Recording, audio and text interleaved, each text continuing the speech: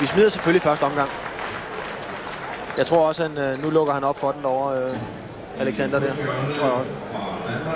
Men 6-5? Ja, til Paul, ikke? Nå, det er derovre. Ja, fordi han... Ja. Og det er vundet i 65. I rødhjørnet fra Danmark, Poul Pøller Andersen. Vi er klar.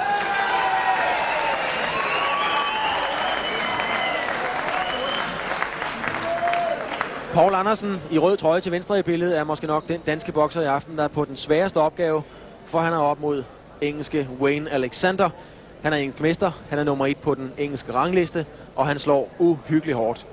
Poul Andersen er gået til opgaven, find, må man sige, lidt nonchalant, lidt uimponeret. Han er bagud med et enkelt tryk på computerdommerstemmerne, men man har på fornemmelsen, at hvis Wayne Alexander rammer, så kan det godt blive voldsomt. Han slår, som du selv sagde, uhyggeligt hårdt. Men indtil nu har han taget sådan, han har været temmelig indolent i hans boksning, fordi han sikkert ikke regner danskeren for andet end noget, der bare hurtigt skal af vejen, ikke? Men indtil nu synes jeg absolut, at Poul Andersen har gjort det glimrende. Han har ikke virket kyst, han har gået ud og bokse sin chance. Nemlig. Men spørgsmålet er, der har vi et eksempel på, at han slår meget hårdt Wayne Alexander. Om han går ind og... Men der blev han selv ramt. Ja, godt kontrastød for Poul Andersen, og der var en rystet Wayne Alexander. Kan det være, han bliver sur? Ja, det skulle vi nødt her. Ja. Men man kan se, hvis han rammer med det, der er både kropsskævt og alt muligt i dem.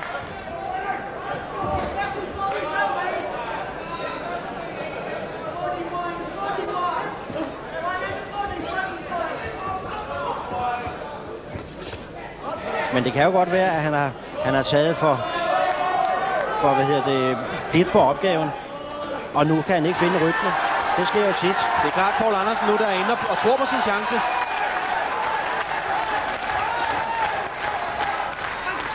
Poul Andersen har en fornemmelse af, at han kan være med i det her selskab.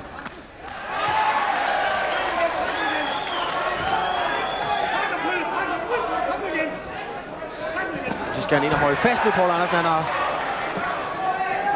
Han har forbavsende godt greb om det. Ja, han presser ham. Han gør det også det rigtige. Han presser ham nemlig.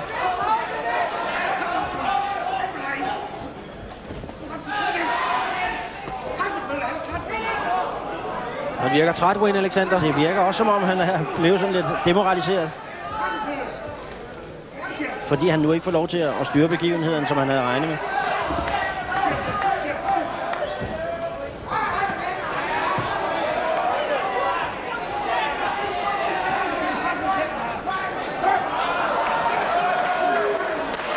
Og så røger han tandbeskytter. Jeg tror, han er begyndt at blive lidt træt. Ja.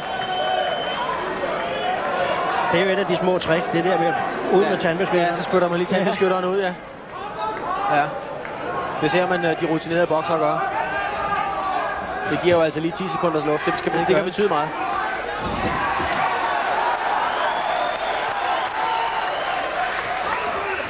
Poul Andersen er ligeglad, han kører videre.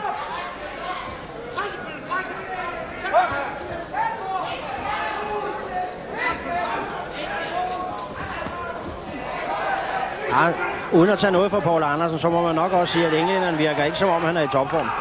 Det gør han ikke, nej. Han virker lidt tung. Det gør han faktisk.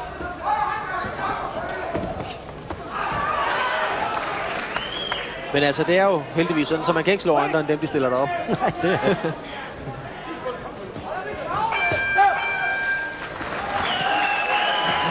Det er klart, her Mads, vi smider anden omgang, så får vi måske en god tredje omgang. Jo. Vi skal se stilling dog.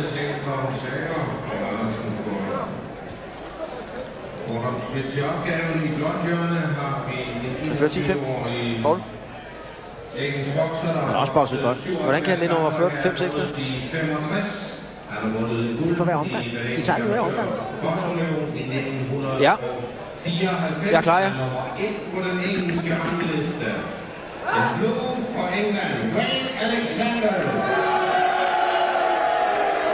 Poul Andersen i den røde trøje til venstre i billedet får luft af landstræner Ejgil Jørgensen, og det er der god grund til.